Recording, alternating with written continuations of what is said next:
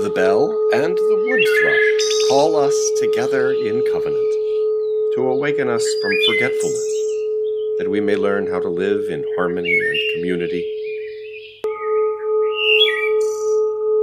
Today, let us especially remember our covenant to affirm and promote the sixth principle, the goal of world community, with peace, liberty, and justice for all.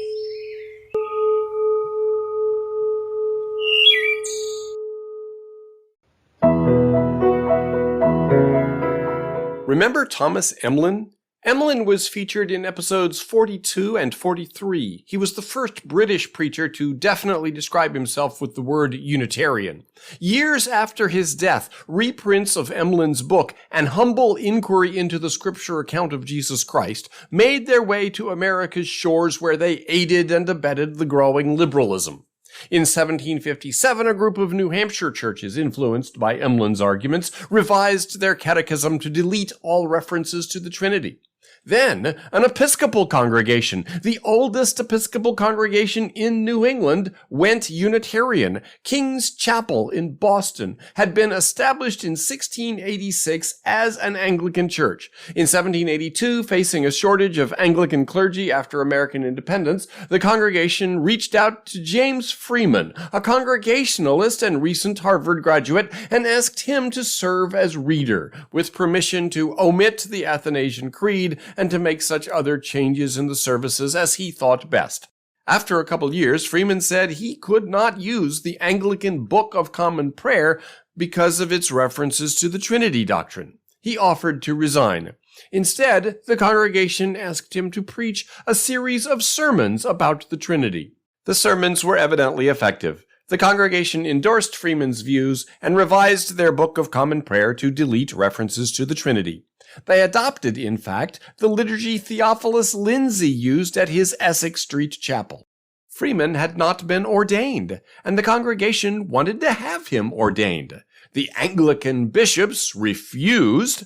How the impasse was resolved, we'll see in our next thrilling episode.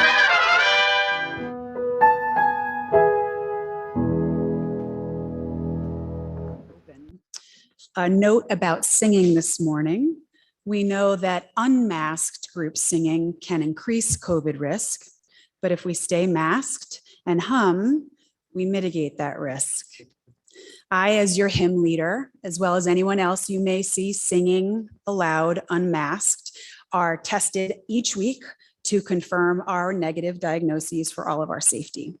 So I invite you to rise in body or spirit, for I know this rose will open, and I'll ask you to hum along. We'll do it 3 times.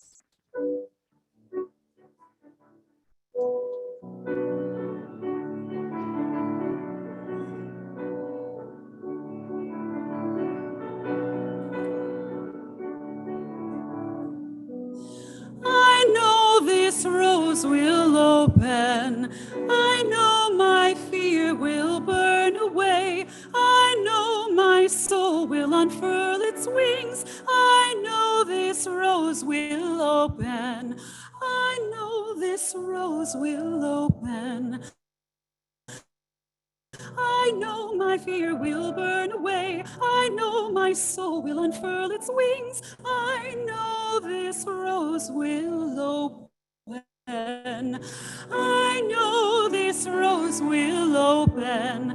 I know my fear will burn away. I know my soul will unfurl its wings. I know this rose will open.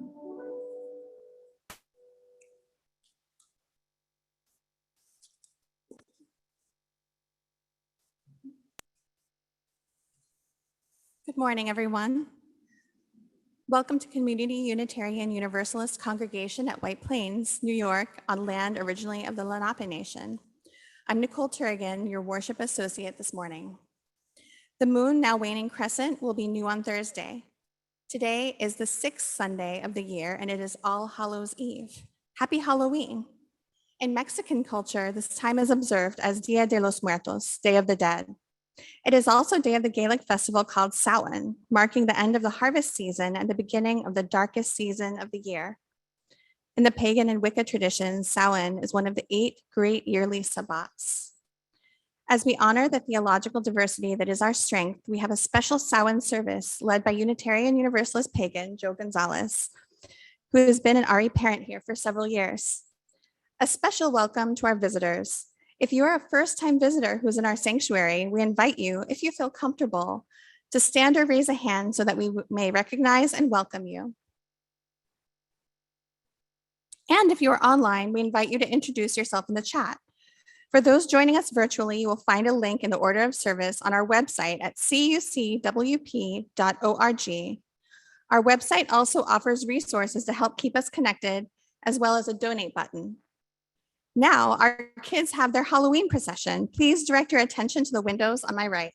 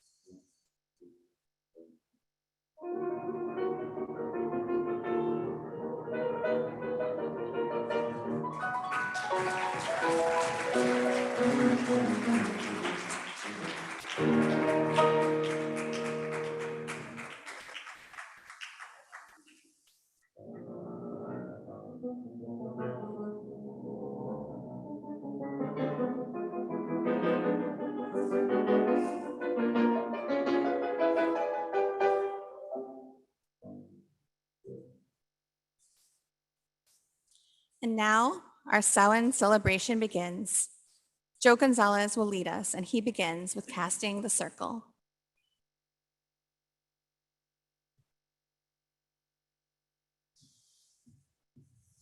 Morning, everyone. Blessed Samhain.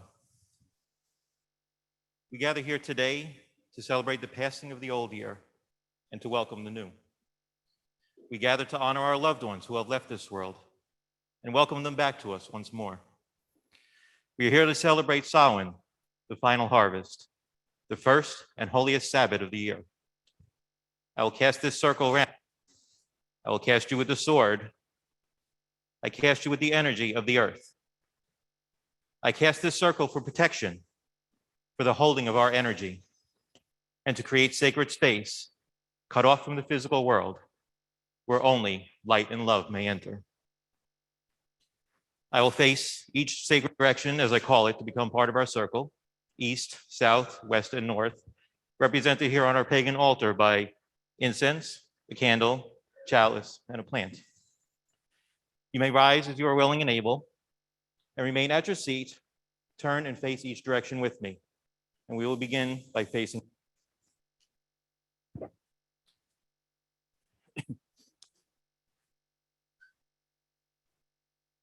Hail, guardians of the East, element of air, keeper of new ideas, home of the fairies and sprites, keeper of the wheel of the year. We invite you to our sacred space this day to guide us in the coming year, to enlighten us with your insight. Welcome and blessed be.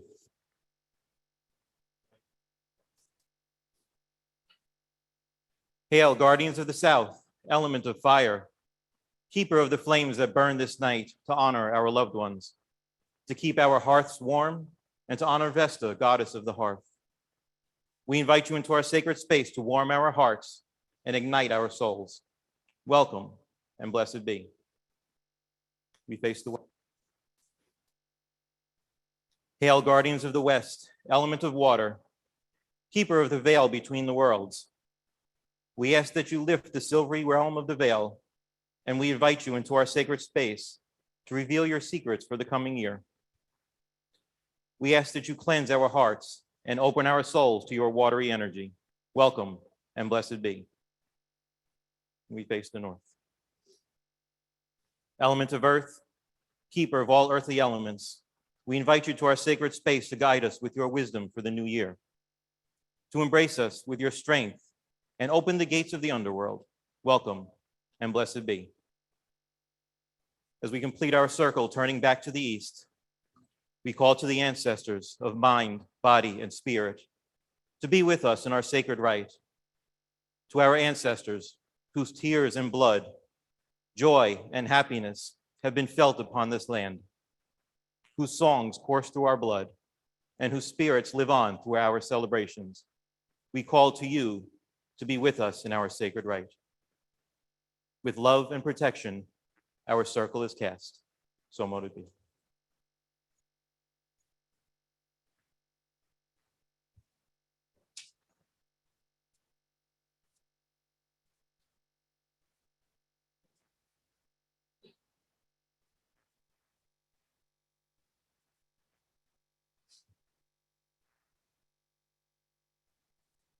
Good morning. I'm Christian Forrest, member of the Board of Trustees of our congregation.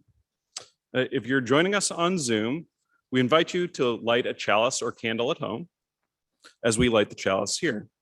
Now, please join me in the chalice lighting on the 6th Sunday of the season.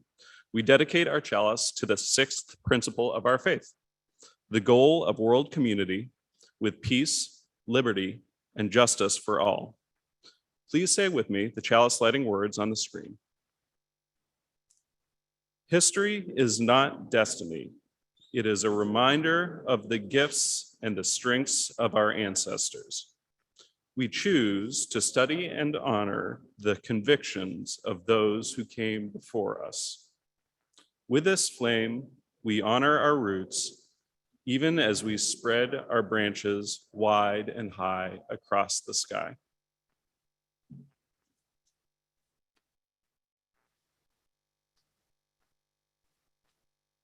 Good morning. I hope I'm audible this way.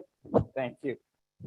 In 2001, our choir director, Lisa Meyer, came to us at a time of transition and incertitude. Within the congregation, Shannon Bernard, our settled minister of 13 years, had passed away prematurely, and we were completing our 3rd year of interim ministry with a 2nd interim minister. Our music committee had been recently reconstituted. We were preparing to welcome Carol Houston, our newly settled minister, when all of a sudden our choir director and choir accompanist resigned. I will never be able to thank enough Wally Klaus, the brilliant music director, choral conductor, and organist at All Souls Unitarian Universalist Church in New York City, for recommending Lisa Meyer to us at that difficult, fraught moment. After her interview with staff members and the music committee, Reverend Carol commented to me, she wants to grow something. I think that growing something beautiful for our congregation, for the members of the choir, and for the community and the denomination at large has been the perfect way to summarize Lisa's gifts to us over these past 20 years. Her arrival at CUUC coincided with turmoil and incertitude in the world beyond the church as well. The tragic events of 9/11 unfolded in the week of Lisa's first rehearsals with the choir. In a recent email, Lisa shared with us, she writes, "This anniversary of 9/11 is personally significant to me because it also represents my 20th anniversary as CUUC's choir director. On Monday, September 10th, I rehearsed the CUUC choir for the first time. On the way home that night, riding with my accompanist, we went over the White Stone Bridge, and I turned to look at the New York City landscape. It was especially clear that night, and all of the landmarks were particularly visible, including the World Trade Center. I had not seen that landscape in person like that in a long time, and I thought it a beautiful sight. I did not know at that time that it would be the last time I would see it that way. I remember the morning of 9/11 as clearly as if it had happened yesterday. I was very fortunate not to lose anyone among those thousands who were so horribly taken from us, but I know some people who did. I remember that Unitarian Universalist ministers played a vital role in the days afterwards as the recovery took place, and there was no way to immediately identify victims or what their religious affiliation may have been at those moments. On this day, I feel blessed to have you in my life, and I'm very thankful for it. 20 years later, of course, we are recovering from another transformative tragedy as we slowly extricate ourselves from the grips of COVID and awaken with blinking eyes to a new reality. Lisa and the choir have been here for us through this period of distance and caution, preparing the sort of expertly coordinated and lovingly detailed virtual performances we are about to enjoy this morning with the premiere of their new recording of Leonard Cohen's Hallelujah. Even when the need for social distancing and masking has prevented choir members from rehearsing in person and allowed limited social contact, Lisa's one-to-one coaching of choir members, her preparation of practice recordings, her regular emails and Zoom meetings have created a strong sense of shared community in this group. Lisa's resourcefulness in ensuring a platform for communal music making throughout the pandemic has enriched our worship services immeasurably and has provided a model for retaining beauty and solidarity in the face of hardship. The level of choral performance at CUUC had already grown exponentially under Lisa's leadership, and her creativity, hard work, and determination have inaugurated a new chapter in the history of our choir and our worship experience. I hope you will join me in congratulating Lisa on her 20 years at CUUC and share my wish that she will be here for many more years to come. Thank you.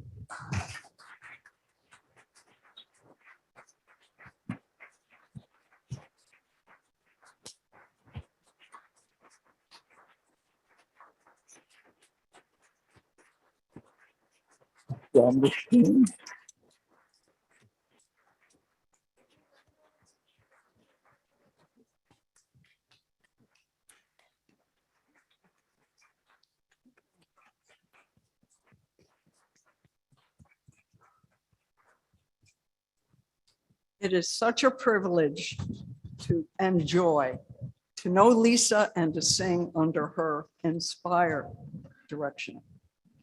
Here are just a few reasons. Her knowledge of music and vocal production, and her beautiful soprano voice. Her creativity in programming. Her skill as a teacher with patience and encouragement. We get a music lesson at every rehearsal. Her sense of humor and her easy laugh. Her positive outlook. Her adaptability, especially to Zoom technology that encouraged and enabled us to keep singing and produce videos to enrich our Sunday services. Congratulations, Lisa. We love you.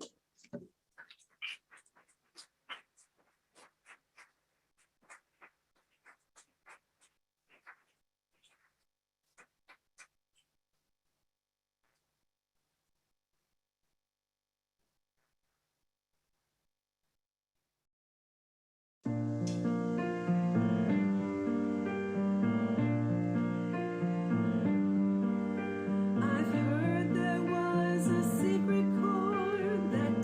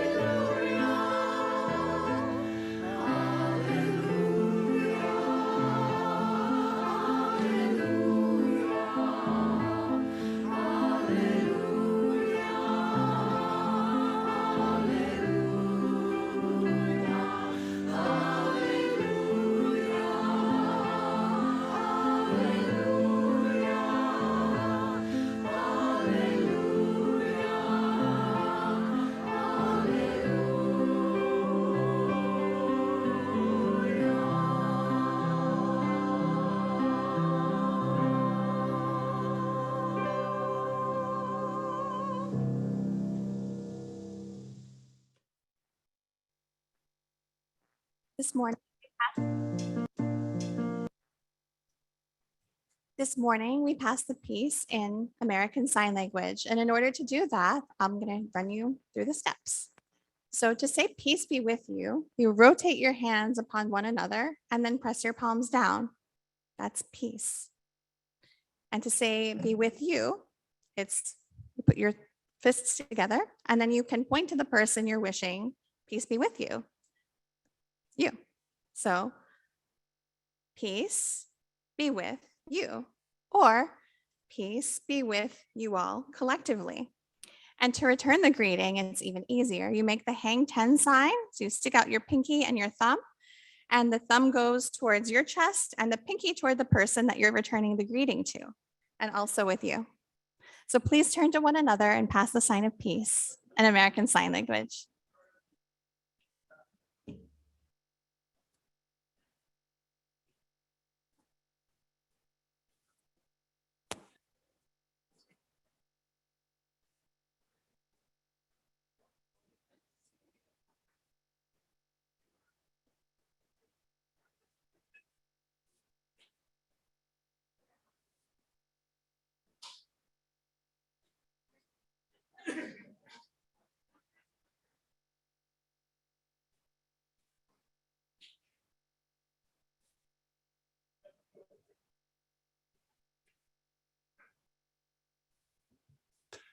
Today we celebrate Halloween, known in the pagan tradition as Samhain. Today's poem is from the Wiccan poet Annie Finch, founding director of the Poetry Witch community and author of The Poetry Witch Little Book of Spells. This poem is titled Samhain. In the season, leaves should love, since it gives them leave to move through the wind toward the ground they were watching while they hung. Legend says there is a seam stitching darkness like a name. Now when dying grasses veil earth from the sky in one last pale wave, as autumn dies to bring winter back, and then the spring, we who die ourselves can peel back another kind of veil that hangs among us like thick smoke. Tonight at last, I feel it shake. I feel the night stretching away, thousands long behind the days, till they reach the darkness where all of me is ancestor. I move my hand and feel a touch move with me. And when I brush my own mind across another, I am with my mother's mother. Sure as footsteps in my waiting self, I find her, and she brings arms that carry answers for me, intimate, a waiting bounty. Carry me. She leaves this trail through a shutter of the veil and leaves like amber where she stays, a gift for her perpetual graze. Thank you. Gaze. Now, please join me in the sung invocation. And we'll ask you to hum along. So it's up to you what that means when you hum in Spanish or when you hum in English.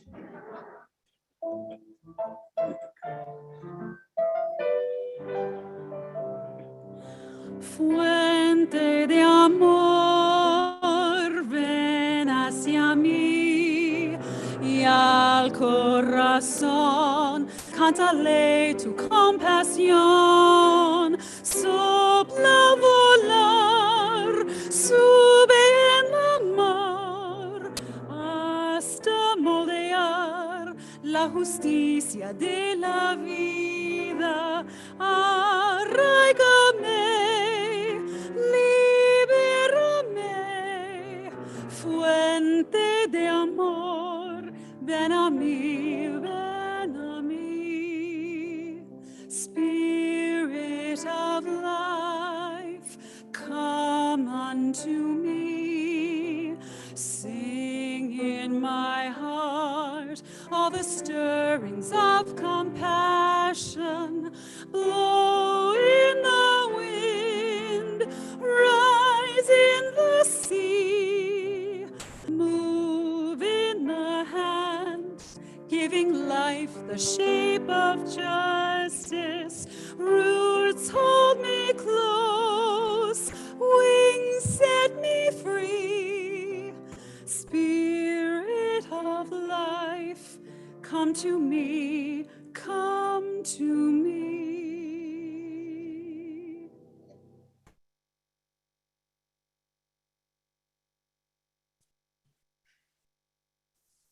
The mission of Community Unitarian Universalist Congregation is the covenant of this congregation. Would all the members and visitors who would like to affirm it along with me? We covenant to nurture each other in our spiritual journeys, foster compassion and understanding within and beyond our community, and engage in service to transform ourselves and our world.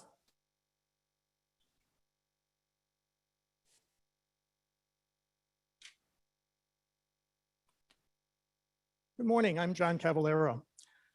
We all know that food insecurity is a real year-round problem, but here in our congregation, we really focus on the food pantry in November.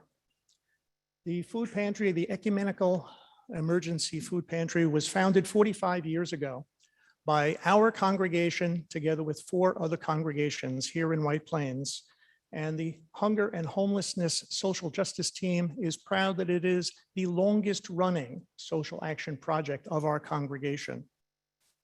Over the years, many of our members have been steady volunteers at the food pantry, and that torch has been passed to me. In the past 2 years, the need for food assistance has increased dramatically. We now have over 550 client families with 1,500 individuals.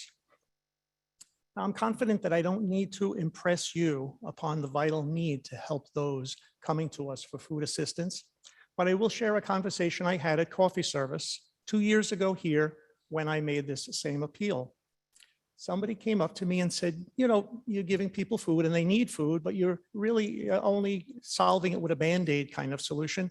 You really need to help these people be self-sufficient so they're not coming to you for food.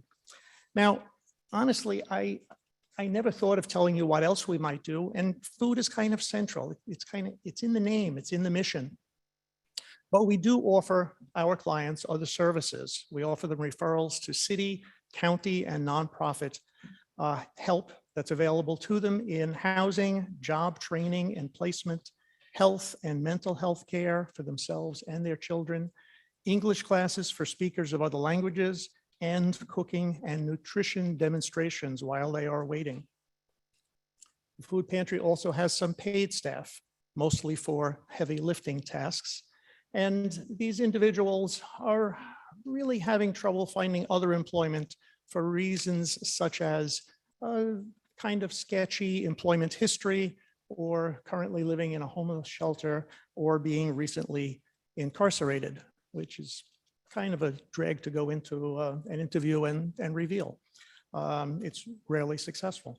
So with us, they are able to get experience, employment history, some supervisory experience, and we're very pleased that 2 of our longer serving employees have been placed, one with a full-time career position in a local hospital, and one now moving to a full-time position in a local congregation. There are multiple ways that you can help. The food bin that's normally in the lobby has been returned, and you can bring in food items. Some of us, when we're shopping, pick up an item from the shelf that we know someone would be happy to have, and it helps us think about them, and it helps us do something concrete, which we all want to do. Many parents use it as a learning experience for their children. It's hands-on, it's a way for them to really see that there is a need for others, and to teach them, begin to teach them that a lifetime of service is available to them to help others.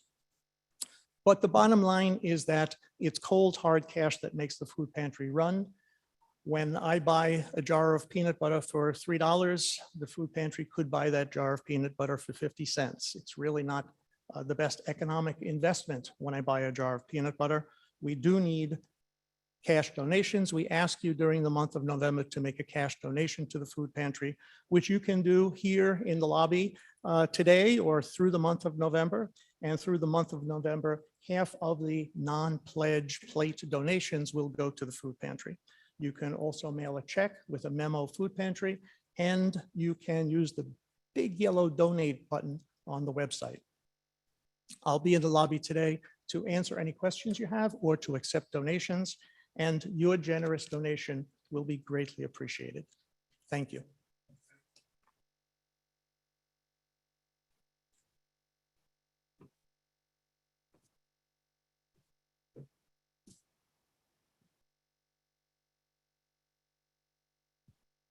We will now light our Samhain fire. Normally this is a bonfire. This was a bad idea to do it. So we're going to stick with a couple of candles today. I believe that Vice Wilson and the placekeepers have our bonfire out today. They're burning right now. So we invite you to come down and see the actual bonfire after service, which you can access through the lower parking lot. The warmth of last year drifts away from us. It takes with it the green growing things, the blossom of the flower, and the air's warm breath. But it leaves with us one gift, the Samhain fire.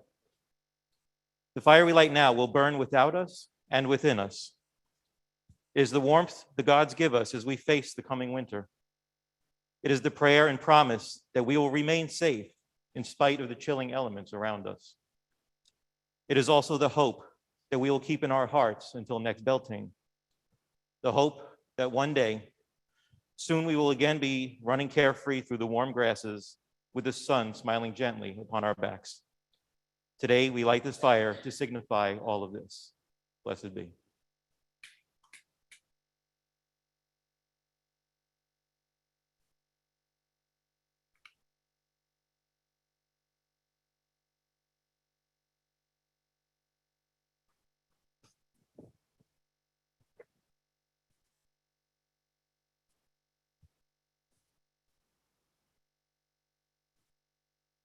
I'll invite you to rise as you are willing and able.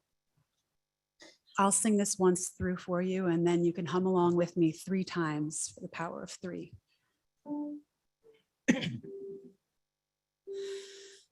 Ancient Mother,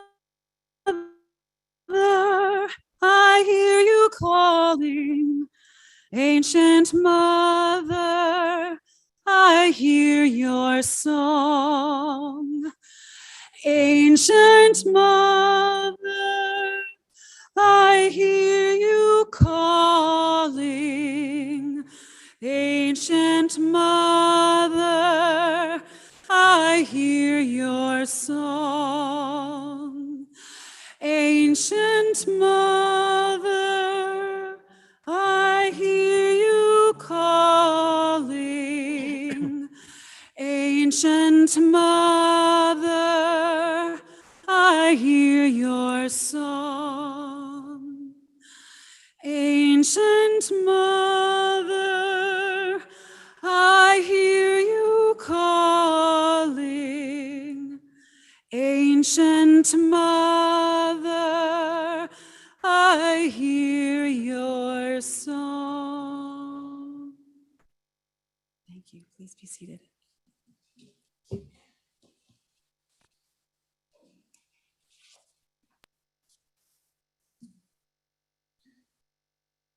As the wheel turns each year, we experience the joys of new life and the ever-present hand of death. We have all lost friends, family, and mentors as the years have rolled by. Today, in the quiet of our Samhain ritual, when the veil between the worlds is at its thinnest, we can almost reach out and touch them again. As the wind blows, we can hear their voices. In the sparkling dark sky, we can almost see their faces once more. Their presence creeps into our hearts. Today, we call to the ancestors, those who have come before us and helped us to learn life's lessons. Come to us in our circle and let us feel your warmth and love once more. Today, we honor you in this magical circle. You may have left this world, but you have never left our hearts. All gathered here in our circle of love, trust, and friendship, join me in honoring those who have left us. Let their energy fill up our circle. Let our tears be tears of joy as we feel a reuniting with them. At this time, I invite anyone who is willing and able to step forward. We'll go around the back and keep distance and come around and light a candle from the Samhain fire. Take a fire from the bowl. Say the name of the ancestor whom you would wish whom you wish to join us this day, either out loud or to yourself, and place that candle on one of our plates to symbolize their presence and your love for them.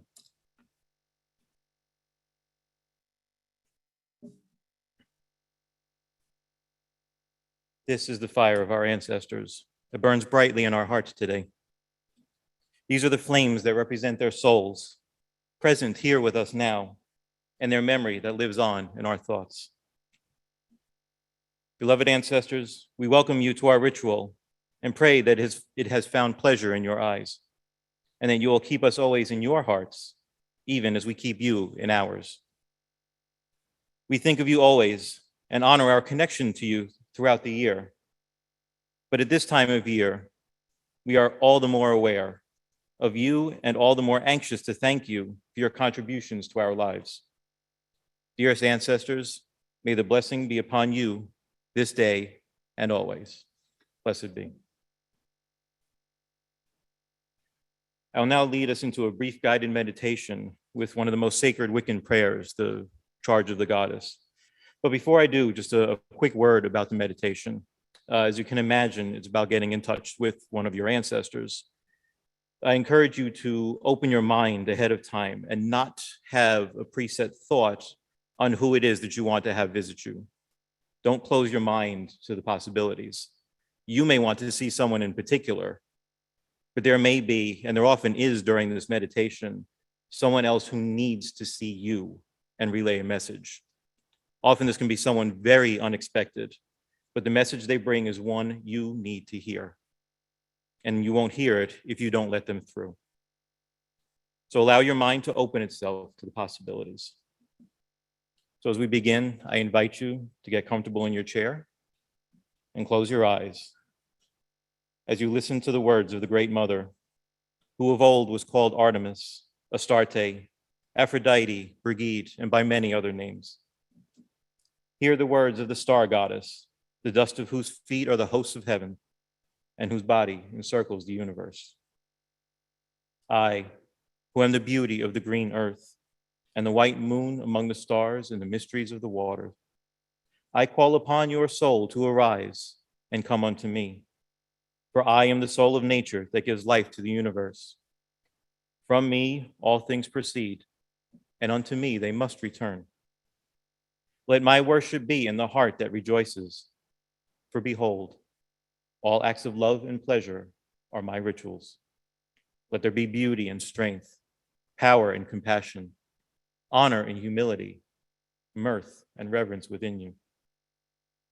And you who seek to know me, know that the seeking and yearning will avail you not unless you know the mystery. For if that which you seek, you find not within yourself, you will never find it without. For behold, I have been with you from the beginning, and I am that which is attained at the end of desire. I invite you to take a deep breath. Feel the firmness of the chair that you're in. Feel it hold your body. Breathe deep again and let your body relax. Let your mind drift as you float into the darkness. You begin to see stars form in the darkness. Small pinpricks of light that seem to be moving away from you, as if you were watching the sky on fast forward. Soon the moon rises, and you see that you're sitting on a rock in the middle of the crossroads in the midst of a vast plain. When you stand up from the rock, a bird swoops down and lands in front of you. It is a crow who says to you, I have come to guide you. Follow me. He cocks his head to look at you and then flies off, and you follow. After following the crow for a while, you see two orange specks of light in the darkness. As you come closer, you realize that they are two torches on either side of a large arch in front of you. The arch looks empty, but when you stand in front of it, you hear voices from the other side, as if they're coming from a closed room. You ask the crow about the arch, and he tells you as he lands on top of it that is the gateway of the dead. He tells you, I will fetch one of your ancestors for you, but there must be payment. What shiny thing will you give me? You look around, but you're dressed plainly and you have nothing on you to give the crow. The crow begins to caw, which sounds a lot like laughter. I do not want jewels, silly human. I want the one thing about yourself that you want to give up. It'll be as tasty as carrion to me. He flies down from his perch on the arch to land in front of you, dancing a little in anticipation. You look inside yourself for a part of you that you wish to give up. A bad habit, self-doubt, fear about a certain thing, something that's blocking your creativity, or any other thing you feel you can give up. You remember to be specific about what it is so that you don't damage what's left of you. As you choose, hold out your hands and imagine it as a physical presence.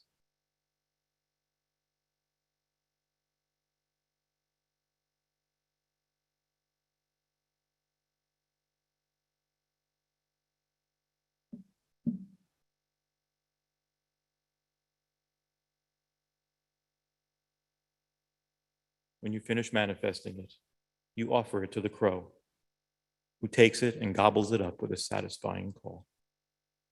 Wait here, the crow says, and flies through the arch. As you await his return, you notice there are stones close to the circle of light that are just right for sitting on. Eventually, you see a vaguely human shape emerging from the arch. It starts to walk towards you, and as it does, it solidifies into one of your beloved dead. The crow follows after they manifest and resumes his perch on top of the arch. You invite this person to sit with you on the stones, and you begin to talk and have a conversation.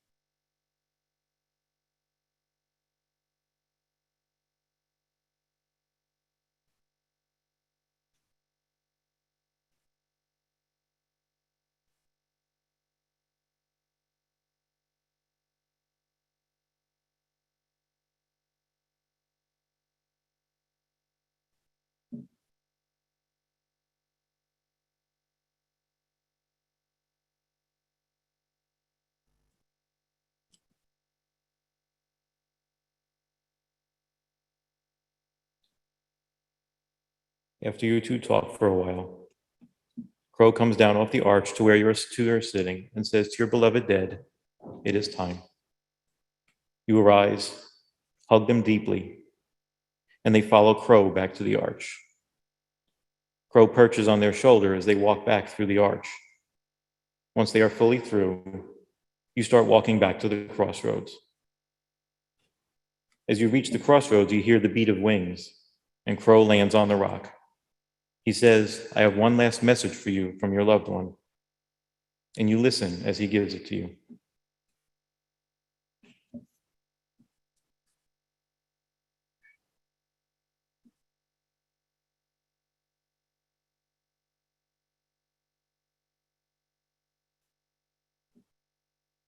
You thank him, and he flies away with a caw. You sit on the rock again, take a deep breath, and return to floating in the darkness. As you are ready, take a few deep breaths and return your consciousness to reality and become present once again to your surroundings. Open your eyes to signal you are ready to continue with our service.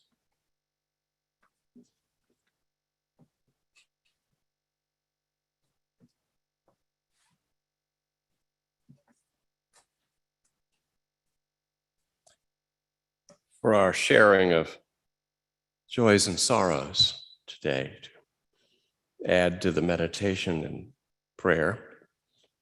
From the folks online, Eileen McCole has a joy singing along and participating remotely from the Spirit Fire at CUUC. Come down and visit the service this morning, Blessed Samhain. Eileen McCole also shares the joy, one word, Lisa.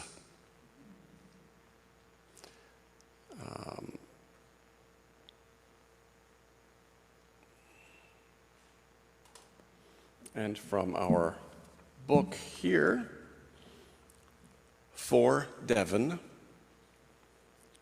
from Rhonda Miller, prayers and comfort to my beautiful cousin Maria, who undergoes surgery for breast cancer on Wednesday and medication for the next 5 years, God willing. And from Nicola D'Alessandro, a joy, ecstatic to be here in person after so long. So for what has been said and for what remains unsaid in our hearts, we observe a minute of silence.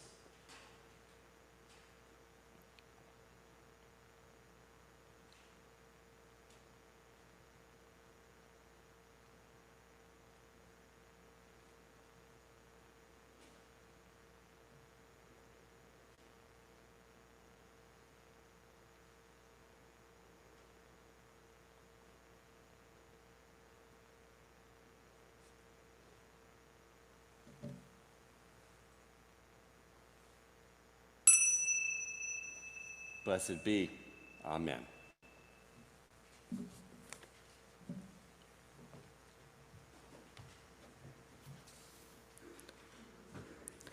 World community of peace, liberty, and justice for all begins in our hearts, in our homes, and in this, our congregation, as a place of peacemaking, fairness, and free religion. We are a people of faith called to build peace and justice, understanding that violence is any thought, word, or deed that treats a being like an object or diminishes a being's sense of value or security. We are called to the work of ending violence. Our congregation guides us in cultivating inner peace and the skills of compassion. The love and commitment we show each other here waters the tree of peace, liberty, and justice for everyone, everywhere. From the resources we have, then let us offer a portion to maintain and build this congregation. For October, our Share the Plate funds go to the Westchester Community College Student Emergency Fund, which offers financial support for students in need to help them stay in school. You can make your contribution for the congregation, the plate share, your pledge, and the minister's discretionary fund by placing your donation in the basket provided or by using the QR code on your paper order of service. Those watching online may use the QR code on the order of service email or the donate button on our website. An offering will be given and received. The Unitarian composer Edvard Grieg provides us with many glimpses of the creatures who inhabit the intersection of both worlds, especially according to his native Nordic mythology. Here is his March of the Gnomes.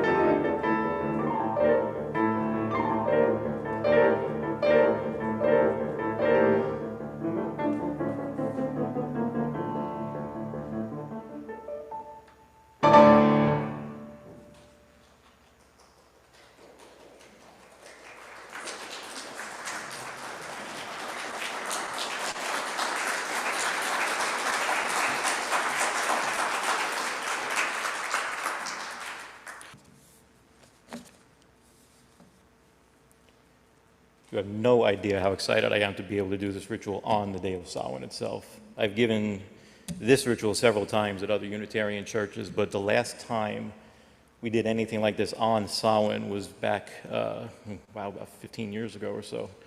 My wife Tara and I were leaders of the Sacred Circle Pagan group over at the Stanford Unitarian Church. And the group decided that we wanted to do a midnight Samhain ritual. So we went to the church, a 130-year-old church. It's the second oldest church in Stanford. And set up our ritual, nothing but candlelight at midnight.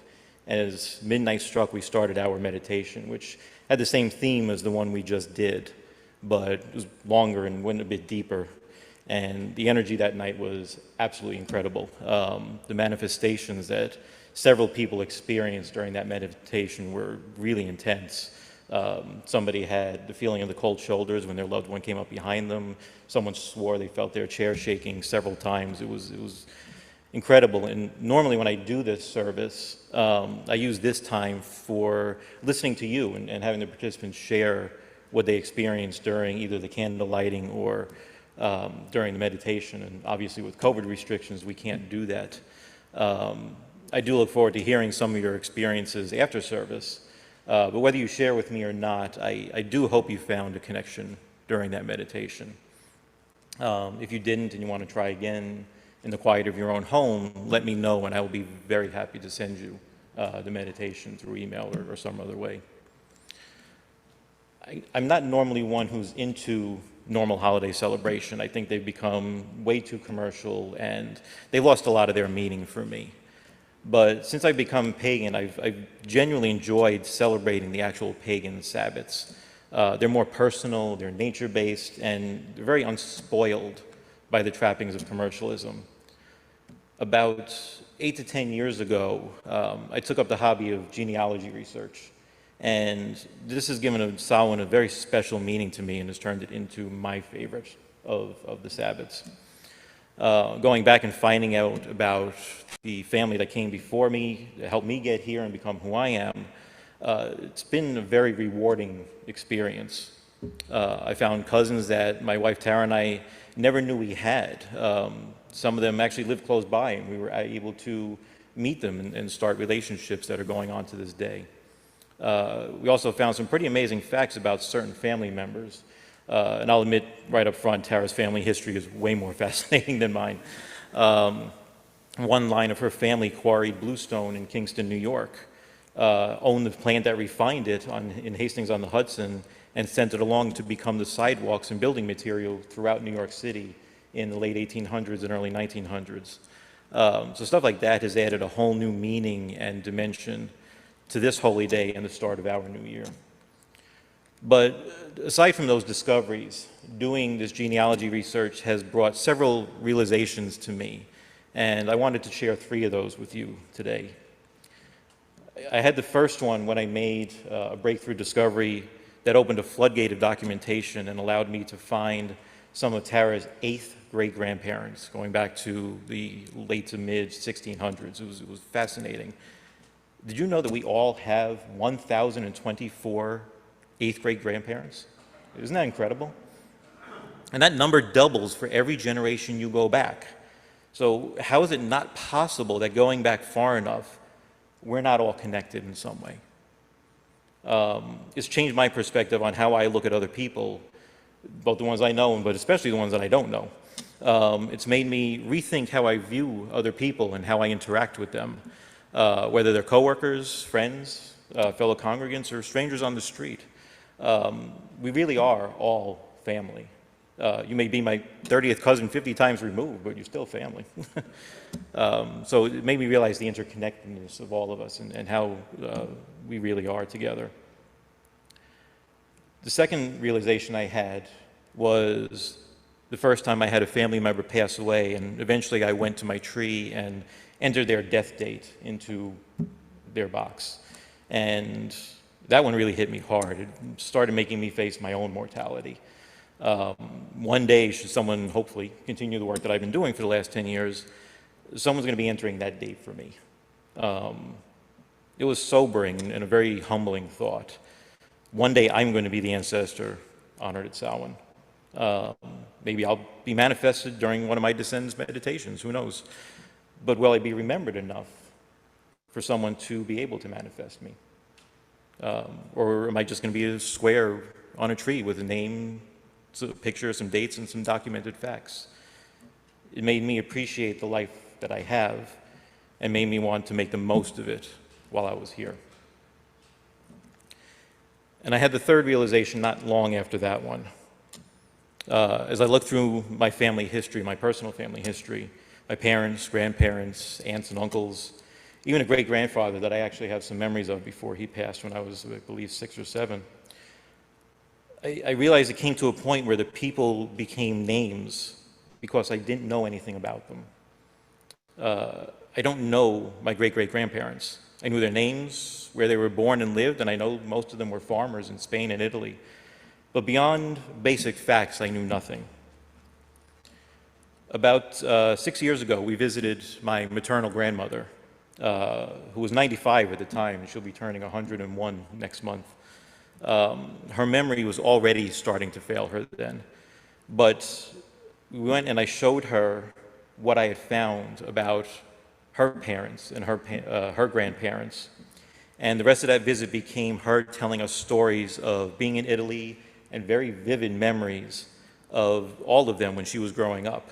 I showed her a picture I found of the ship that she came to America on, and as a child, and she recognized it immediately. She's like, "Oh, that's the Saturnia, I know that ship," and immediately started telling us stories about her mother and her brother playing on the ship during the journey over. And the stories about her father, my great-grandfather, waiting for her as they arrived at Ellis Island. And in that moment, these people came alive for me for the first time. And that's when I realized that as much as I enjoy the genealogy and finding these discoveries, and as much as we can record about information about our ancestors on these trees, what the process misses are the stories. Talking about our ancestors is what keeps them alive. Passing those stories along to the younger generations keeps them alive even longer. In the few visits we had with my grandmother after that, before she moved to South Carolina with my aunt and uncle to be in a care facility, we spent many hours going through old photo albums, with her telling stories about family that up until then I only knew by name.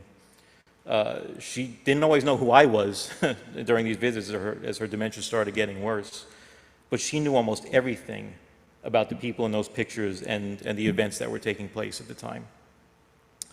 And now I know, and I can pass that information along to my kids, so that the people in the family tree aren't just boxes of information to them either. And that's what we celebrate here today on Samhain. The flames of the candles we lit earlier represent the souls and memories of those that have gone before us. You remembered them enough to invite them here today. You remembered whoever it was that manifested for you during our meditation. Take that with you when you leave here. Keep that flame burning, but don't keep it to yourself. Share their stories. Share your stories. Keep their flame and your flame alive in the hearts of those who can continue to pass it along, our children, grandchildren, nieces, nephews, whoever, so that we can continue to watch over them and their descendants, offer them our love and protection, and burn brightly to help light their way whenever they may need to call on us, whether we are in this world or in the next.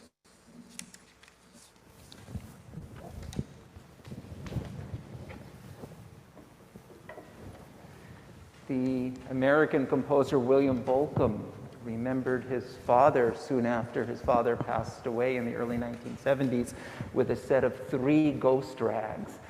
This is the first of them. It's called Graceful Ghost Drag. And for people who have a very long history at this church, you may remember I used to play this music whenever the children would leave for RE class during family services. So parents used to ask me, could I please come over and play it at home so that their children might get up and leave. So William Bolcom's Graceful Ghost Drag.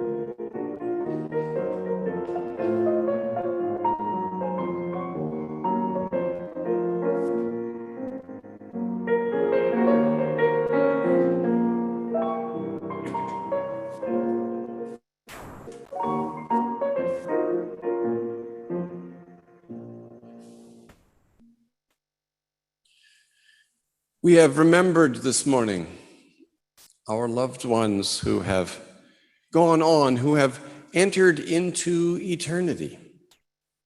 Those of us who still live in the world of time may have noticed that this service has gone beyond its appointed time. And so without further ado, I'll ask Joe to close the circle.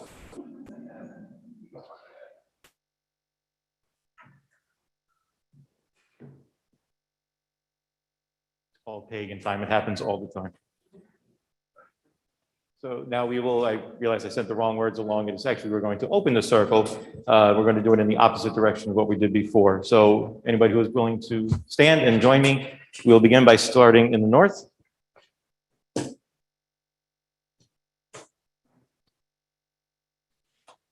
Guardians of the watchtowers of the north, powers of earth, keepers of the northern portals, spirits of mountain and plains, you have joined us in our rites and guarded our circle well.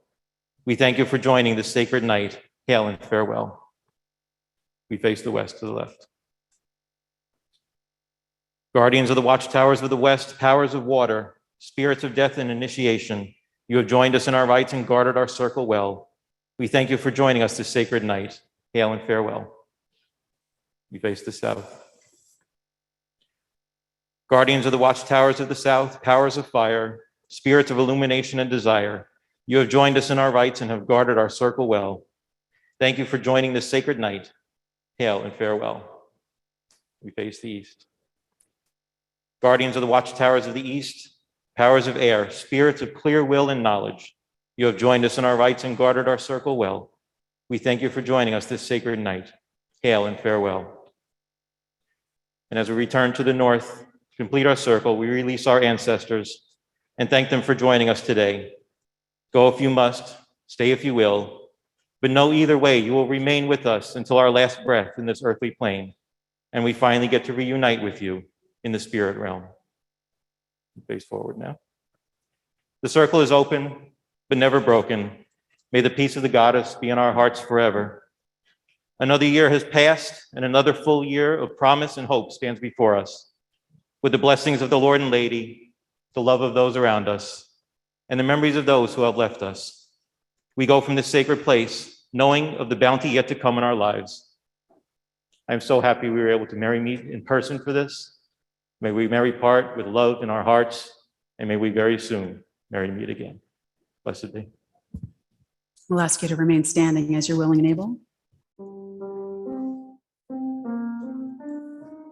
And Adam, if you can give me a good whack on the piano, like a...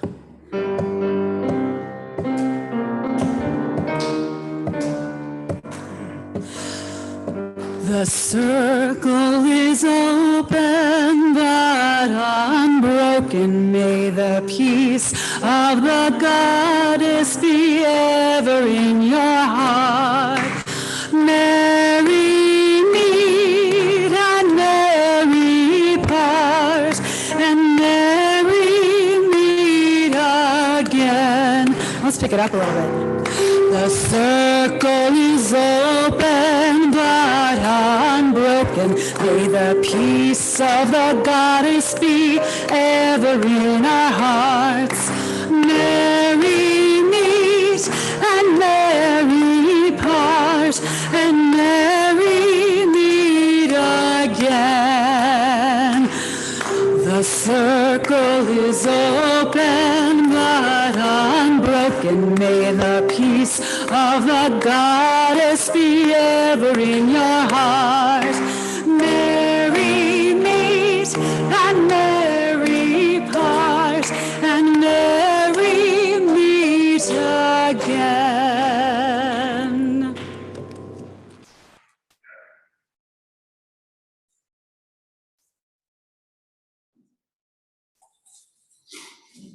As we extinguish our chalice here, we invite those of you on Zoom to extinguish your chalice at home. Please say with me the words on the screen. Without darkness, there cannot be light. Without death, there cannot be life. Without silence, there cannot be music. Without sorrow, there cannot be joy. Let the darkness inspire us to be radiantly alive. So mote it be. Take courage, friends. The path is often hard and the way is rarely clear, and the stakes are very high. And yet take courage, for there is also this other truth. You are not alone. Go in peace.